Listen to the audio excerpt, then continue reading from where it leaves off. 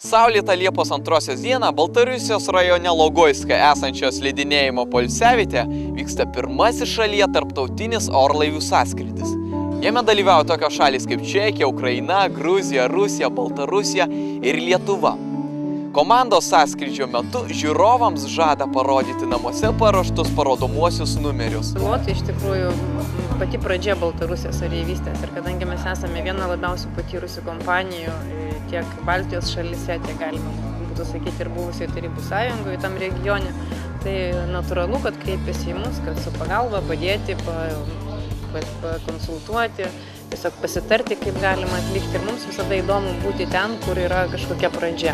Ir dėl to mielai dalinamės patirtimi savo su kolegomis. Ir iš tikrųjų labai džiugu, kad oro balionai yra, manau, kaip ir labai gražus sportas ir tokia laisvės išraiška ir tokia žydinčio dangaus nuotaika su balionais susieta. Manau, labai tiktų tokiai gražiai šaliai ir mūsų kaimynams.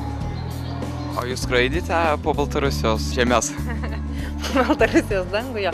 Šiandien pirmą kartą pakilome ryte, iš tikrųjų pasižvalgėme po apylinkės, pasižiūrėjome, kokios yra galimybės skraidyti, įvertinom ir manau, kad kitais metais jau galima būtų organizuoti ir kokias rimtesnės varžybas. Iš tikrųjų šita bazė yra labai gera ir organizatoriai, kurie organizuoja pirmą kartą, tikrai nemažai nuveikė gero darbo. Parodė, kad gali priimti ir gerus renginius šiandien.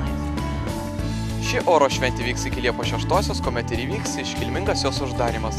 Tarasko Lik, Logoisko slidinėjimo poilsiavietė, Baltarusija.